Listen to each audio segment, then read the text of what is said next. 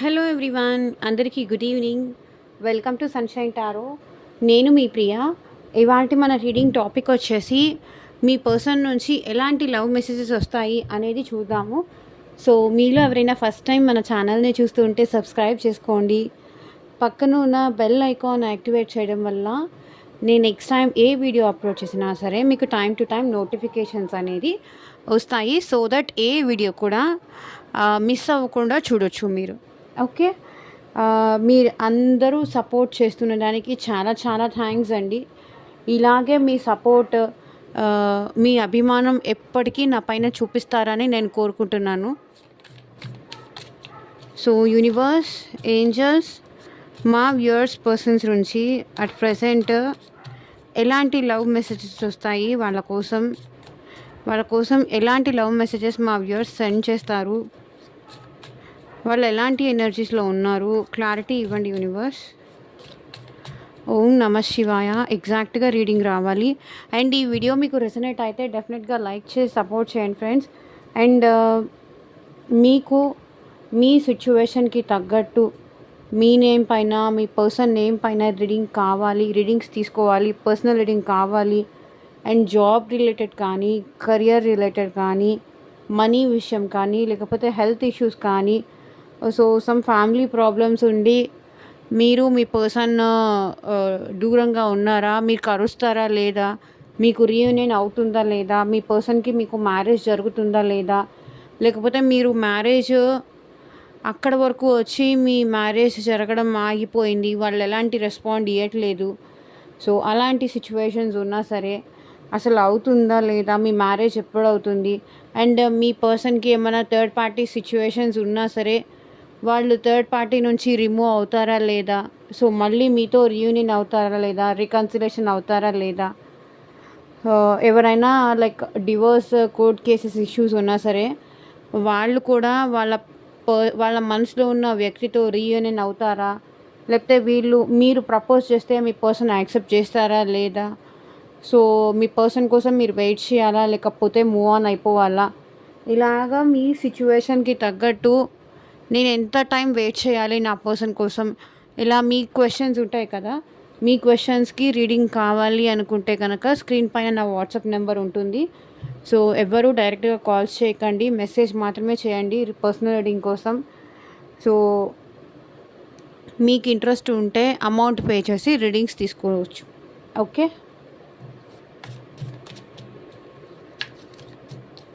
So universe, angels, మీ person name at least 3 times తలుచుకోండి, so that వాళ్ళ ఎనర్జీస్ కనెక్ట్ అవుతాయి. అండ్ ఇది ఎవరైనా చూడొచ్చండి, మ్యారీడ్ పీపుల్, అన్మ్యారీడ్ పీపుల్, రిలేషన్షిప్లో ఉన్నవాళ్ళు, లేకపోతే సెపరేషన్లో ఉన్నవాళ్ళు, మీ క్రష్ కోసం కానీ, లేకపోతే మీ బెస్ట్ ఫ్రెండ్ కోసం కానీ. అక్కడ ఏంటంటే లవ్ అని వచ్చినప్పుడు ఫ్రెండ్ అన్నట్టుగా తీసుకోండి, స్ట్రాంగ్ రిలేషన్ అన్నట్టుగా తీసుకోండి. ఓకే. సో మీరు ఎవరి కోసమైనా చూడొచ్చు ఈ రీడింగ్. ఎవరి కోసం చూస్తే ఆ పర్సన్ నేమ్ తలుచుకోండి, సో దట్ వాళ్ళ ఎనర్జీస్ అన్నట్టు మీకు కనెక్ట్ అవుతాయి. అండ్ ఇది వచ్చేసి అన్ని రాశుల వాళ్ళు చూడొచ్చండి, స్పెషల్గా ఈ రాశి వాళ్ళు అనేది లేదు, అన్ని రాశుల వాళ్ళు చూడొచ్చు. నేను స్పెషల్గా ఏదైనా రాశి ఎక్స్ట్రా కనిపించింది అంటే నేను మెన్షన్ చేస్తాను. ఈ రీడింగ్ మీ ముందుకి ఎప్పుడు వస్తే అప్పటి నుంచి ఇది మీకు రెసనేట్ అవుతుందండి. ఇది timeless reading. Confession. I feel jealous and anger because I love you deeply. So మీ పర్సన్ మీ విషయంలో చాలా జెలస్ ఫీల్ అవుతారు అండ్ చాలా కోపం ఎక్కువ వస్తుంది. అంటే మీరు తనతో మాట్లాడకపోయినా, మీరు వేరే వాళ్ళతో మాట్లాడుతూ కనిపించినా సరే వీళ్ళకి ఏంటంటే చాలా కోపం, ఒళ్ళు మండిపోతుంది అంటారు చూసారా, అలా అనమాట. జెలస్ ఫీల్ అవుతారనమాట. అరే నాతో మాట్లాడట్లేదు అంటే ఇంకెవరితో అయినా మాట్లాడుతున్నారేమో, అందుకే నన్ను పట్టించుకోవట్లేదేమో, అంటే మీ విషయంలో వీళ్ళు చాలా ఓవర్గా జెలస్ అనేది ఫీల్ అవుతారు. అండ్ చాలా ఎక్కువ కోపం కూడా వస్తుంది. అంటే మీరు తనతో మాట్లాడకపోయినా, మీరు ఇంకొకరితో మాట్లాడుతూ కనిపించినా, తనకి టైం ఇవ్వకపోయినా, అరే నాకు టైం ఇవ్వట్లేదు, నాతో మాట్లాడట్లేదు అంటే ఇంక వీళ్ళ లైఫ్లో ఇంకెవరైనా ఇంపార్టెంట్ పర్సన్ ఉన్నారేమో, నేనే అనవసరంగా పిచ్చి దానిలాగా వీళ్ళ కోసం ఎదురు చూస్తున్నానేమో. వాళ్ళకి నేనంటే అంత ఇష్టం లేదేమో. ఇక్కడ నేనే వెయిటింగ్ ఎనర్జీలో ఉంటాను. నేనే ఎక్కువ తన కోసం ఎదురు చూస్తూ ఉంటాను.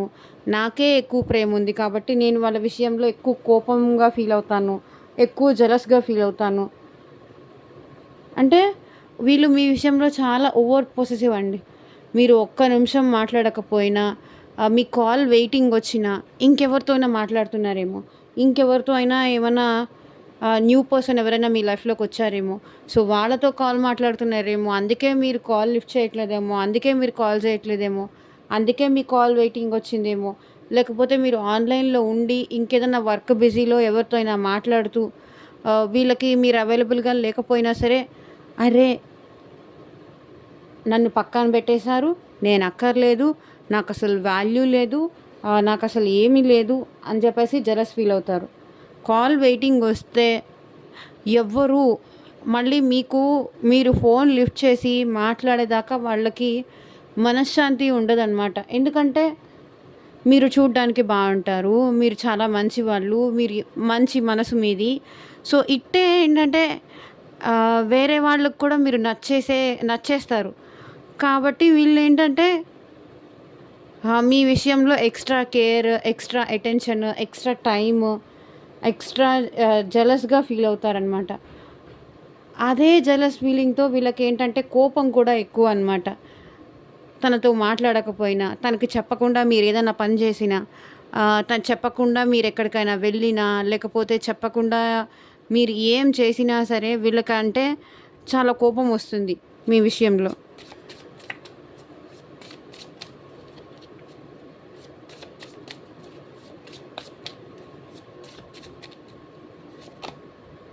Mistrust.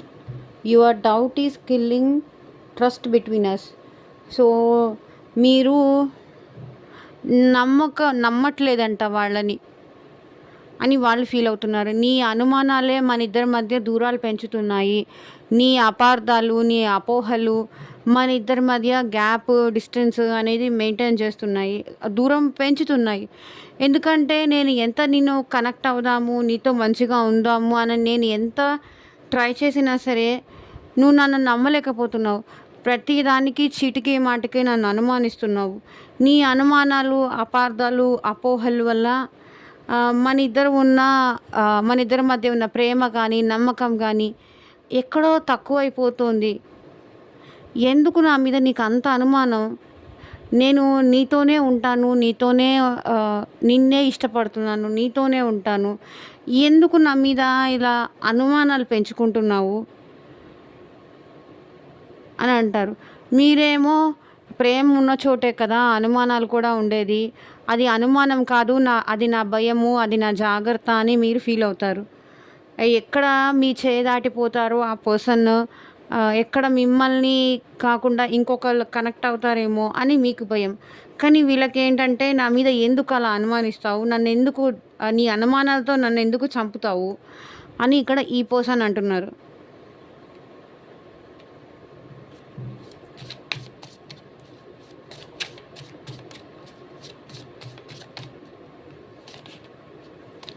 One card at a time.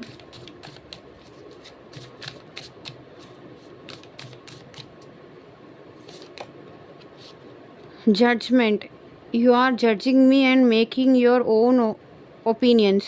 అంటే వాళ్ళని జడ్జ్ చేస్తున్నారంట మీరు. వాళ్ళ క్యారెక్టర్‌ని జడ్జ్ చేస్తున్నారు. వాళ్ళని జడ్జ్ చేస్తున్నారు. ఆహ్, మీ సొంత అభిప్రాయాలు, సొంత అనుమానాలు ఇక్కడ అదే కనిపిస్తుంది. మీ సొంత అభిప్రాయాలు, మీ సొంత అనుమానాలతో వీళ్ళని మీరు జడ్జ్ చేస్తున్నారు. నువ్వు ఇలాంటి వాడివి, లేకపోతే నువ్వు ఇలాంటి దానివి, నువ్వు ఇలాంటి వాడివి అని అనుకోలేదు. నువ్వు నన్ను ఇంత మోసం చేస్తావని అనుకోలేదు. నన్ను ఇంత దూరం పెడతావు అనుకోలేదు. లేకపోతే నువ్వు అసలు ఇలా బిహేవ్ చేస్తావు అని కానీ, నువ్వు నన్ను ఐ మీన్ ఏదో ఒకటి మీరు ప్రతి దానికి వీళ్ళని జడ్జ్ చేస్తున్నారు. వీళ్ళని అనుమానిస్తున్నారు. మీరు వీళ్ళకి టైం ఇవ్వట్లేదా దానికి కూడా? అంటే నాకన్నా ఎక్కువ నీకేదో ఉంది. అందుకే నువ్వు నాకు టైం ఇవ్వట్లేదు. ఇట్లా మీరు ప్రతి దానికి వాళ్ళని అనుమానిస్తున్నారు, వాళ్ళని జడ్జ్ చేస్తున్నారు, వాళ్ళ క్యారెక్టర్‌ని తప్పు పడుతున్నారని కానీ, వాళ్ళ బిహేవియర్ రాంగ్ అని కానీ, వాళ్ళు మాట్లాడే విధానం రాంగ్ అని కానీ, ఈ మీ సొంత అభిప్రాయాలు వాళ్ళ మీద సొంత అభిప్రాయాలు కానీ, మీ అనుమానాలు కానీ పెంచేసుకొని మీరు వాళ్ళని ఆహ్, వాళ్ళు ఇంతే, వీళ్ళు ఇంతే, నేను ఎవరిని నమ్మకూడదు అని చెప్పేసి మీకు మీరుగా డిసైడ్ అయిపోతున్నారు అనేది వీళ్ళ ఫీలింగ్. ఓకే. వీళ్ళని మీరు జడ్జ్ చేస్తున్నారు. వీళ్ళ క్యారెక్టర్‌ని మీరు జడ్జ్ చేస్తున్నారు. సో, వీళ్ళు నన్ను మోసం చేస్తారు. వీళ్ళు నన్ను మోసం చేస్తారు. కాబట్టి నేను వాళ్ళకి దూరంగా ఉండాలి అని మీకు మీరే డిసైడ్ చేసుకుంటున్నారంట. ఇక్కడ వాళ్ళేం చెయ్యట్లేదు. వాళ్ళని అనుమానిస్తూ, వాళ్ళ మీద అపార్థాలు పెంచుకుంటూ, అపోహలు పడుతూ, మీరే ఎక్కువ జెలస్‌గా ఫీల్ అవుతూ, మీరే ఎక్కువ కోపం తెచ్చేసుకొని ఏంటంటే మీకు ఓవర్ ప్రేమ, ఓవర్ జెలస్, నాకే సొంతం అవ్వాలి, నాతోనే మాట్లాడాలి, ఎప్పటికీ ఇంకా నాతోనే ఉండాలి, ఇంకా ఏది వీళ్ళకి ఇంపార్టెంట్ అవ్వకూడదు, నేను తప్ప వీళ్ళకి ఇంకా వేరే ప్రపంచం ఏమి అవ్వకూడదు అని చెప్పేసి ఓవర్ ప్రేమతో కానీ, ఓవర్ పొసెసివ్‌నెస్‌తో కానీ, జెలస్ ఫీలింగ్‌తో కానీ, ఎక్కడ వీళ్ళు నాకన్నా ఎక్కువ ఇదైపోతారేమో అనే భావనతో కానీ, మీరేంటంటే ఈ పర్సన్‌ని జడ్జ్ చేయడం, ఆర్గ్యూ చేయడం, ఫైట్స్ చేయడం. You are judging me and making your own opinions. అంటే నువ్వు నన్ను జడ్జ్ చేస్తూ నీకు నువ్వే నేను ఇది అనుకొని నువ్వు ఫీల్ అవుతున్నావు.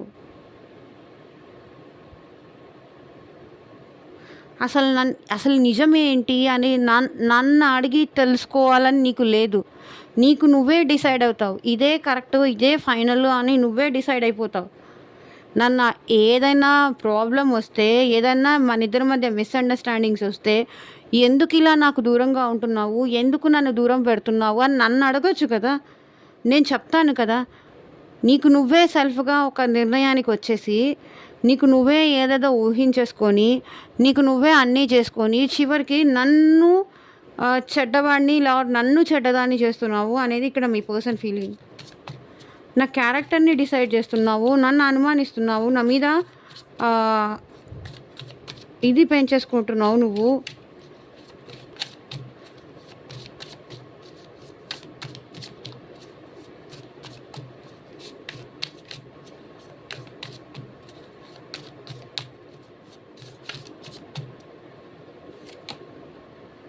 Fresh start. సో మీ పర్సన్ మీతో మళ్ళీ ఫ్రెష్ స్టార్ట్ చేయాలి, న్యూ బిగినింగ్స్ చేయాలి.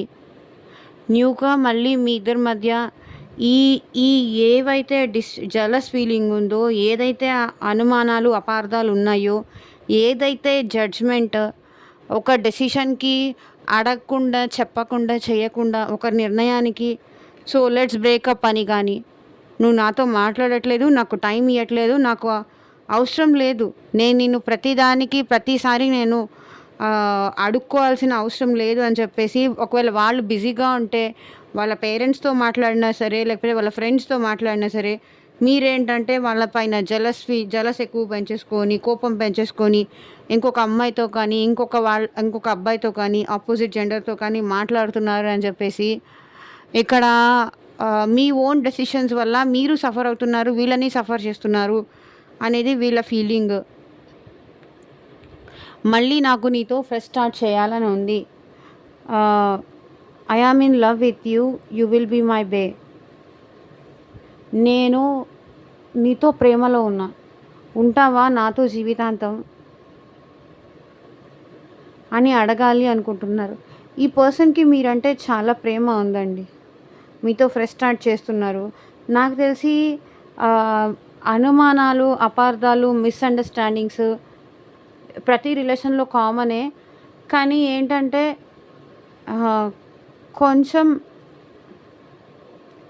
అడిగి ఒక కన్క్లూజన్‌కి వస్తే అది వేరే విషయం.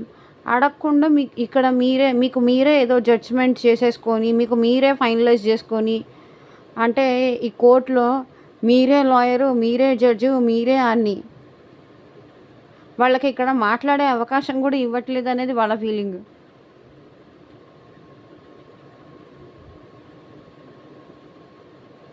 ఎవరి మాట వినరు.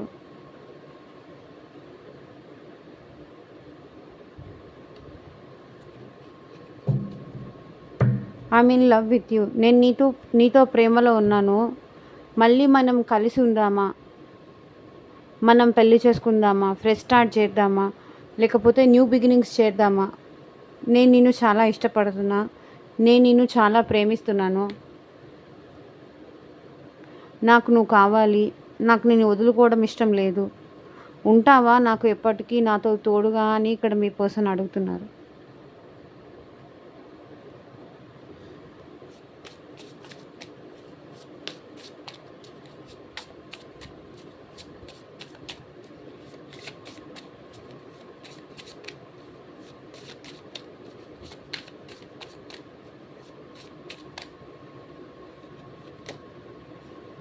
Impatience. Life is too short to wait, dying to meet you. ఇంకా మీ పర్సన్లో ఓపిక అనేది మిమ్మల్ని కానీ మీ నుంచి దూరంగా ఉండటం కానీ ఇంకా ఈ పర్సన్ వల్ల అవ్వట్లేదు. మీరు మీ ఫోటోలు చూసుకొని ఏడుస్తున్నారు, మీ కాళ్ళు మీ టెక్స్ట్లు చూసుకొని ఏడుస్తున్నారు. ఇంకా పేషెన్సీ చచ్చిపోయిందంట. అంటే లైక్ ఓపిక అనేది నశించింది వీళ్ళకి. Life is too short to wait. అంటే జీవితం చాలా చిన్నది. నేను ఎంతకాలం నీ కోసం ఎదురు చూస్తూ ఉంటాను, ఎప్పుడెప్పుడు నిన్ను కలవాలా అని చెప్పి నేను ఎదురు చూస్తూ ఉన్నాను. నాకు ఇంకంత ఓపిక లేదు, నీ కోసం ఎదురు చూసి చూసి అలసిపోయాను. ఇంకా లేదు, నేను వచ్చేస్తాను నీ దగ్గరికి. ఎలాగైనా నిన్ను చూస్తాను, నిన్ను కలుస్తాను, నిన్ను ఎప్పుడెప్పుడు కలవాలా అని ఇక్కడ నేను ఎదురు చూస్తూ ఉన్నాను అని మీ పర్సన్ అంటున్నారు. ఓపిక అయిపోయిందంట మీ నుంచి దూరంగా ఉండడం కానీ. ఇదంతా వీళ్ళు భరించలేకపోతున్నారు. మిమ్మల్ని ఎప్పుడు కలవాలి అని ఆదుర్త అనేది వీళ్ళలో ఎక్కువ అయింది. మీ ఫొటోస్ చూస్తున్నారు, ఏడుస్తున్నారు, లోగా ఫీల్ అవుతున్నారు, ఎమోషనల్ అవుతున్నారు. మీతో ఒకసారి కలవాలి, మీతో ఒకసారి మాట్లాడాలి. వాళ్ళ ప్రేమ మీకు ఎక్స్ప్రెస్ చేయాలి. మళ్ళీ న్యూ బిగినింగ్ చేద్దామా, మళ్ళీ మన ఇద్దరం కలిసి ఉందామా, జరిగిపోయింది వదిలేసాయి, మళ్ళీ మనం కలిసి ఉందామా అని అడగాలి అనుకుంటున్నారు.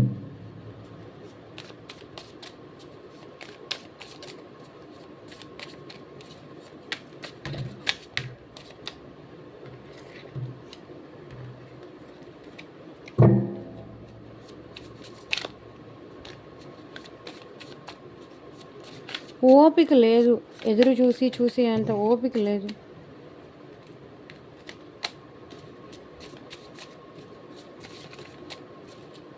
ఓపిక అయిపోయింది.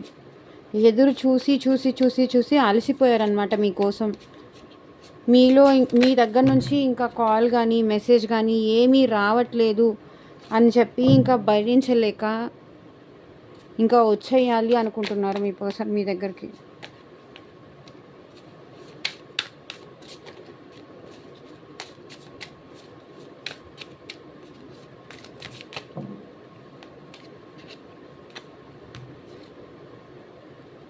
Clarification. I will not explain my self, I know I'm right. మీకు ఎలాంటి క్లారిఫికేషన్ ఇవ్వాల్సిన అవసరం వాళ్ళకి లేదంట. నేనేంటో నాకు తెలుసు. I will not explain my self, I know I'm right. నేను కరెక్ట్ అన్న విషయం నాకు తెలుసు. నేను ఎవరికి ఎక్స్ప్లెనేషన్ ఇవ్వాల్సిన అవసరం లేదు, ఎవరికి ఎలాంటి క్లారిఫికేషన్ ఇవ్వాల్సిన అవసరం లేదు అంటున్నారు. ఎందుకంటే నేను ఎవరికి సమాధానం కానీ సంజాయిషి కానీ ఇచ్చుకోవాల్సిన అవసరం లేదు. ఎందుకంటే నేను కరెక్ట్గా ఉన్నాను, నీతో ప్రాపర్గా ఉన్నాను, నేను ట్రూగా ఇష్టపడ్డాను. నేను నీ విషయంలో ఇంత కోపమో ఇంత జెలస్గా నేను ఫీల్ అవుతున్నానంటే నాకు నువ్వంటే అంత ప్రేమ ఉంది. నా నా మనసులో అంత ప్రేమ ఉంది. నేను నిన్ను తప్ప ఇంకెవరిని ఇష్టపడట్లేదు. నిన్ను తప్ప నువ్వు వచ్చిన తర్వాత నువ్వు తప్ప ఇంకెవరిని నేను కావాలి అని కోరుకోలేదు. నిన్ను తప్ప నేను ఎవరి మీద ఇష్టం అనేది పెంచుకోలేదు. సో, నేనేంటంటే ఎవరికీ నేను ఎలాంటి క్లారిఫికేషన్ ఇవ్వాల్సిన అవసరం లేదు. అండ్ నేనేంటో నాకు తెలుసు. నన్ను నమ్మిన వాళ్ళు, నన్ను నన్నుగా ఇష్టపడిన వాళ్ళు నా కోసం ఉంటారు అని ఇక్కడ మీ పర్సన్ అంటున్నారు. I will not explain my self. అంటే నన్ను నేను నా క్యారెక్టర్ ఏంటి అనేది నన్ను నేను ఎవరి దగ్గర ప్రూవ్ చేసుకోవాల్సిన అవసరం లేదు. నాకు నేను కరెక్ట్ అన్న విషయం నాకు తెలుసు. నన్ను క్లారిఫికేషన్ అడిగితే ఒకవేళ నేను క్లారిఫికేషన్ ఇచ్చి ఉండే వాళ్ళని ఇంత డిస్టర్బెన్సెస్ వచ్చి ఉండేది కాదు. క్లారిఫికేషన్ నన్ను అడగకుండా నా దగ్గర నుంచి తీసుకోకుండా వాళ్ళకి వాళ్ళే ఏదో ఊహించేసుకొని వాళ్ళకి వాళ్ళే ఏదో డిసైడ్ అయిపోయి నన్ను ఇలా ఒంటరిగా వదిలేసి నేను వాళ్ళ కోసం ఎదురు చూస్తున్నాను అనేది కూడా వాళ్ళకి అర్థం కానప్పుడు నేను ఏం చెప్తే ఏం క్లారిఫికేషన్ ఇస్తే వాళ్ళకి అర్థమవుతుంది. ఇంకా నేను నీ కోసం ఎదురు చూస్తూనే ఉన్నాను అని ఎలా చెప్పాలి నేను అనేది వీళ్ళ ఫీలింగ్ అనమాట. వాళ్ళకి తెలుసు, నాకు తెలుసు, నేనేంటో నాకు తెలుసు. నేను ఎవరికి ఎలాంటి ఎక్స్ప్లెనేషన్ ఇవ్వాలి అనుకోవట్లేదు కూడా. బికాస్ నాకు నీ పట్ల ఉన్నది జెన్యూన్ లవ్, ట్రూ లవ్. అది నీకు తెలుసు, నీ మనసుకి తెలుసు. నేను ఎంత జెన్యూన్గా ఉంటున్నాను, నీ పట్ల ఎంత ప్రేమగా ఉన్నాను, ఎంత ట్రూగా ఉన్నాను అన్న విషయం నాకన్నా బాగా నీకే తెలుసు. మధ్యలో వచ్చిన ఏవో మిస్అండర్స్టాండింగ్స్ అది పట్టుకొని నా ప్రేమను నువ్వు అనుమానిస్తే నేను ఎలాంటి ఎక్స్ప్లెనేషన్ అనేది నేను ఇవ్వలేను. బికాస్ ఐ నో, నాకు తెలుసు నేను నిన్ను ఎంత ఇష్టపడుతున్నానో, ఎంత ప్రేమిస్తున్నానో అని ఇక్కడ మీ పర్సన్ అంటున్నారు.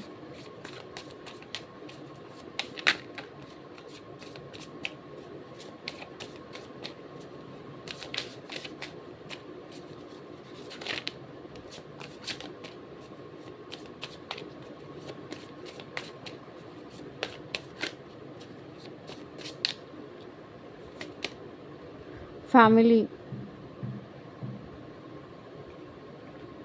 సో ఇక్కడ మీ పర్సన్ వాళ్ళ ఫ్యామిలీకి ఎక్కువ ఇంపార్టెన్స్ ఇస్తున్నారు, ఎక్కువ రెస్పాన్సిబుల్గా ఫీల్ అవుతున్నారు. మేబీ ఈ పర్సన్ ఆల్రెడీ మ్యారీడ్ కూడా అయి ఉండొచ్చు. లేకపోతే వాళ్ళ పేరెంట్స్ కానీ వాళ్ళ ఫ్యామిలీ ప్రెస్టీజ్ ఆ విషయంలో వీళ్ళు ఏంటంటే వాళ్ళ ఫ్యామిలీకి తోడుగా ఉన్నారు. అండ్ ఫ్యామిలీ రెస్పాన్సిబిలిటీస్ అన్నీ వీళ్ళ పైన ఉన్నాయి అనిపిస్తుంది.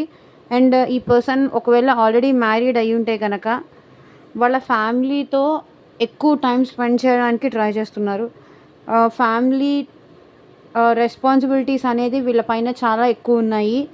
సో అందుకే మీరు ఫ్యామిలీకి టైం ఇచ్చి మీకు టైం ఇవ్వకపోవడంతో మీకు ఈ పర్సన్కి మధ్య గొడవలు కానీ మిస్అండర్స్టాండింగ్స్ కానీ మీరేంటంటే తనకి నేను అక్కర్లేదు, వాళ్ళ ఫ్యామిలీనే ఇంపార్టెంట్, నేను పరాయి వాడిని కదా, లేకపోతే నేను పరాయి దాన్ని కదా, నేను ఎప్పుడూ అలాగే ఉంటాను, నన్ను ఎప్పుడు ఇలాగే దూరం పెడతారు, నాకు నేనెప్పుడు అంతే, ఎవరిని ఇష్టపడతానో వాళ్ళే నాకు దూరం అయిపోతారు, ఇలా మీకు మీరే క్వశ్చన్ చేసుకుంటున్నారు.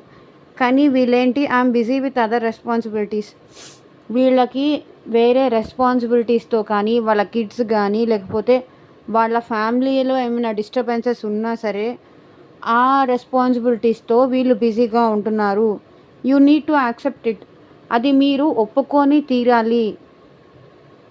నాకు నా ఫ్యామిలీ రెస్పాన్సిబిలిటీస్ ఉన్నాయి, అది నువ్వు అర్థం చేసుకోవాలి.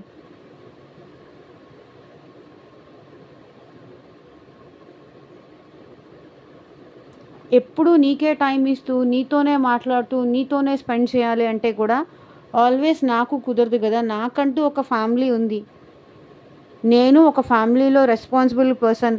మేబీ ఈ పర్సన్ ఏంటంటే ఫ్యామిలీలో మెయిన్ లీడ్ అయి ఉండొచ్చు.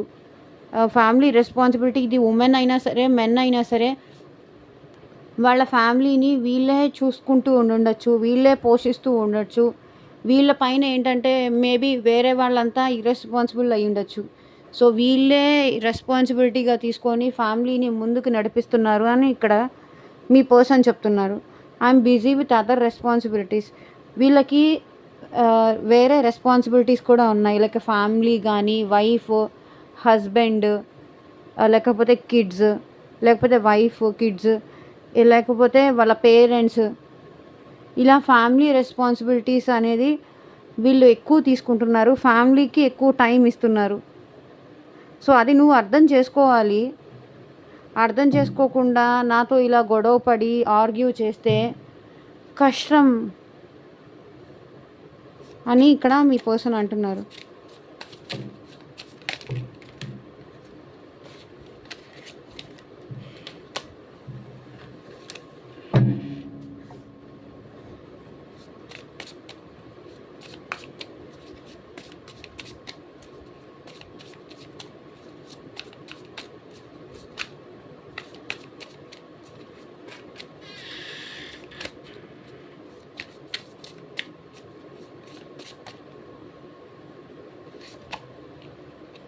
సో ఇందాక కూడా ఇదే వచ్చింది. మళ్ళీ ఒకవేళ యూనివర్స్ మీకు అదే కార్డు, అదే మీకు చెప్పాలి, మీ పర్సన్ మీకు ఇది కన్వే చెయ్యాలి, యూనివర్స్ నుంచి ఈ మెసేజ్ మీకు కన్వే చేయాలి అనుకుంటే నేను మళ్ళీ లోపల పెట్టినా సరే ఇది మళ్ళీ వచ్చేస్తుంది అనమాట. సో అంటే ఇది మీకు ఖచ్చితంగా అవసరం ఉంది, మీ పర్సన్ మీకు సెండ్ చేయాలి అనుకుంటున్నారు. సో యూనివర్స్ మీకు చెప్పాలి అనుకుంటుంది. Final destination. There is no one before or after, you are the only one. నీ ముందు ఇంకెవరూ లేరు, నీ తర్వాత ఇంకెవరూ కూడా నా లైఫ్లోకి రారు.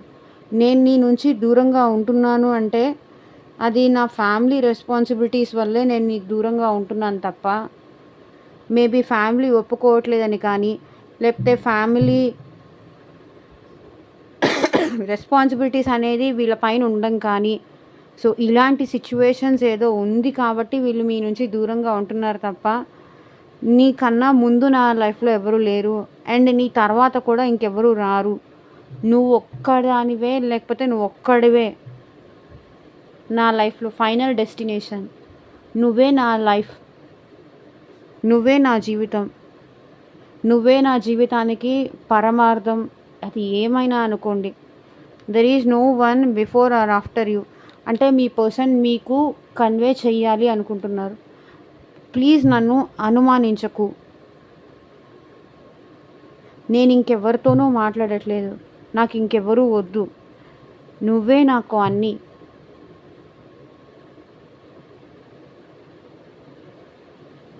నీ తర్వాత కానీ, నీ ముందు కానీ నా లైఫ్లో ఎవరూ లేరు, ఇంకెవరికి నేను ఆ ఛాన్స్ ఇవ్వను. నువ్వే నా లైఫ్ పార్ట్నర్.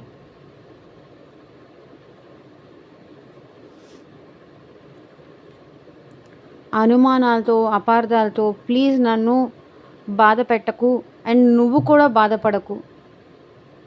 నువ్వు బాధపడితేనే కదా నన్ను బాధ పెట్టేది. సో నీ అనుమానాలతో నన్ను బాధ పెట్టకు, నువ్వు బాధపడకు. మన మధ్య ఈ గొడవలు ఇవన్నీ రానివ్వకు. నేను భరించలేకపోతున్నాను. నేను నీకు ఎలా క్లారిఫికేషన్ ఇవ్వాలో కూడా నాకు అర్థం కావట్లేదు. నా ఫ్యామిలీ ప్రెషర్ వల్ల నేను నీకు దూరంగా ఉంటున్నాను. నేను నిన్ను చూడాలి అనుకుంటున్నాను, నీ కోసం ఏడుస్తున్నాను, ఎమోషనల్ అవుతున్నాను అని ఇక్కడ మీ పర్సన్ అంటున్నారు. So bottom of the deck energy కూడా regret. I'm really sorry for my words and actions. So మీ పర్సన్ తన మాటలకి, తన బిహేవియర్కి మీకు సారీ చెప్పాలి అనుకుంటున్నారు. వాళ్ళ మాటలకు కానీ, వాళ్ళ పద్ధతులకు కానీ వాళ్ళు మీకు సారీ చెప్పాలి. చాలా రిగ్రెట్గా ఫీల్ అవుతున్నారు.